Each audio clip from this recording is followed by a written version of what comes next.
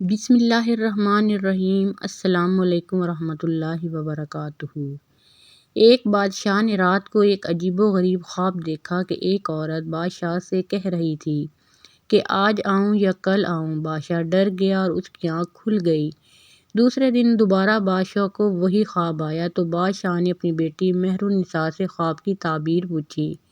شہزادی مہر النساء خوابوں کی تعبیر کا علم رکھتی تھی۔ شہزادی نے بادشاہ سے کہا کہ اس بار اگر آپ کو خواب میں وہی عورت آ کر پوچھے کہ آج آؤں یا کل، تو آپ اسے کہہ دینا کہ نہ آج آؤ اور نہ کل، بلکہ ابھی کے ابھی آ جاؤ۔ بادشاہ نے اپنی بیٹی کی بات پر عمل کیا اور سو گیا۔ رات کو وہی عورت خواب میں آئی اور پہلے والا سوال کیا تو بادشاہ نے عورت سے کہا تم ابھی کے ابھی آ جاؤ۔ یہ سن کر عورت مسکرائی اور غائب ہو گئی۔ صبح بادشاہ جیسے ہی نیند سے بیدار ہوا تو ایک درباری نے بادشاہ کو اطلاع دی کہ پڑوسی ملک کے بادشاہ نے ہمارے ملک پر حملہ کر دیا ہے۔ بادشاہ نے فوراً اپنی افواج کو حکم دیا کہ جنگ کے لیے تیاری کی جائے، مگر دشمن افواج نے اچانک حملہ کر دیا تھا، اس لیے ان کے حملے کا جواب دینا اتنا آسان نہ تھا اور بادشاہ کی فوج کو پسپائی اختیار کرنا پڑی۔ جب بادشاہ کو یقین ہو گیا کہ اب شکست یقینی ہے تو وہ اپنی بیٹی کو ساتھ لے کر جنگل کی طرف بھاگنے لگا۔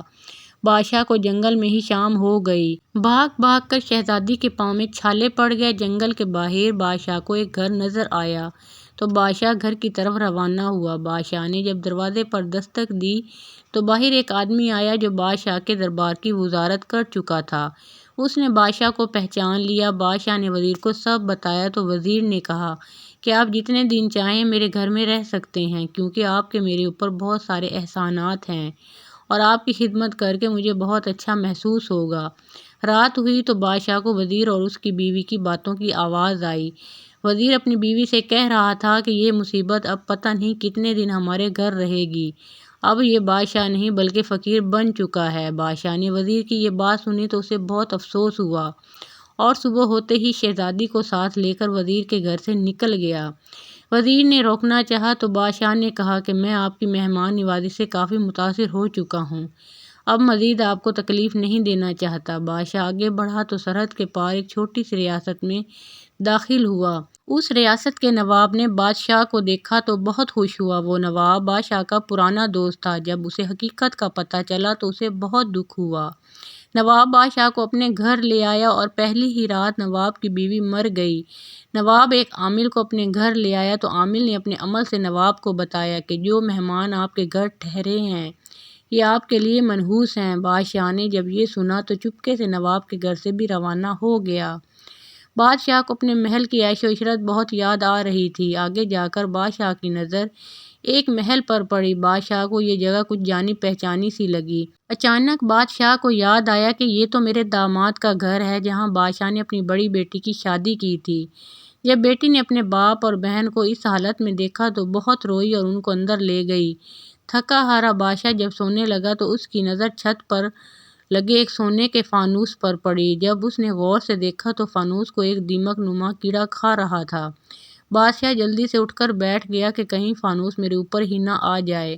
دیواروں پر غور کیا تو ادھر بھی کیڑے تھے جو کمرے میں موجود ہر چیز کو دیمک کی طرح چاٹ رہے تھے۔ بادشاہ نے شہزادی مہر النساء کو نیند سے بیدار کیا اور اس سے کہا کہ میں اپنی نحوست اپنی بیٹی کے گھر نہیں پھیلا سکتا، تم ادھر ٹھہر جاؤ، میں کہیں اور چلا جاتا ہوں۔ مگر شہزادی نے کہا کہ میں آپ کو اکیلا نہیں چھوڑ سکتی۔